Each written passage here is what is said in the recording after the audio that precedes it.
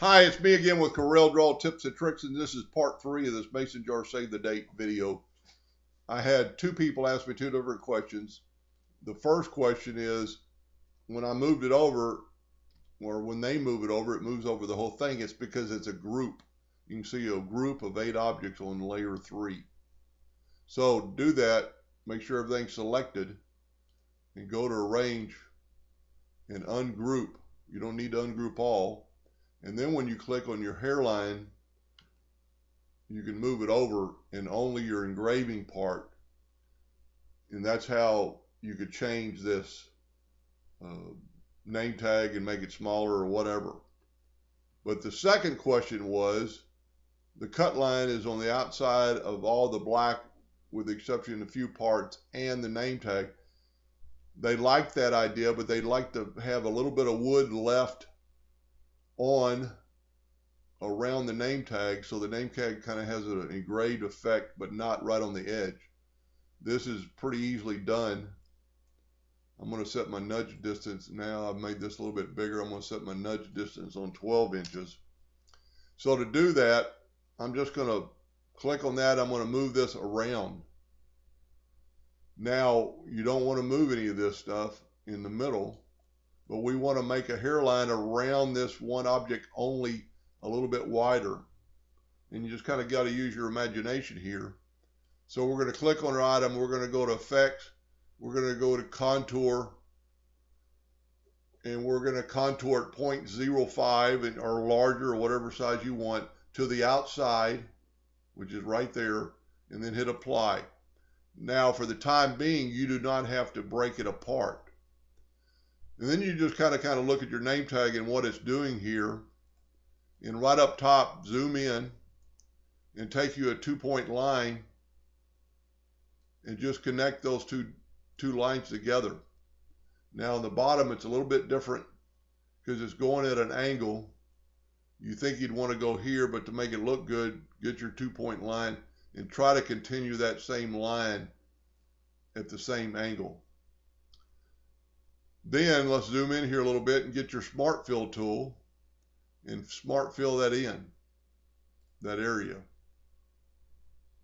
Move it out of the way by hitting your left arrow key. Let's see here what this looks like. Okay, we're done. I don't know, I must have filled it in twice by hitting the button twice. So now you can break this contour apart. So go to Arrange. You actually have to select it all again.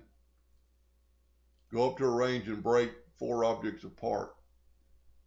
Then just get your virtual segment delete key and delete these interior lines. There. Let's zoom in at the bottom. Delete that interior line and actually that line. And the same thing probably up top. Yes, we just need to delete this line. So what has happened now, we're going to actually turn that red and we're going to cursor over. And you can see now my hairline is on the outside of my drawing. So there's going to be a little bit of wood left. Really and truly, you didn't have to do the Smart Fill tool. I was thinking we did, but you don't. And you could have made it, let's back up here. Let's back up here and make it a little bit wider of a line. Okay, we don't have a contour yet. Okay, we're back to no contour. This time we're going to contour at 0.1 just to make it a little bit bigger so you can see what's going on. So really you don't need to do that Smart Fill tool, but just take your 2-point line, connect these 2 lines, and you want to make sure you go from node to node so it will not leak. And then on this, just angle it down about the same. Then just take your virtual segment delete key. Whoop. See, this is where the Smart Fill tool might help you. I might not be all the way there. Let's see if I'm not all the way on the top. I might not be all the way. So take your shape tool now, grab that line and just go past it. Doesn't really matter. Now let's see if we can delete that.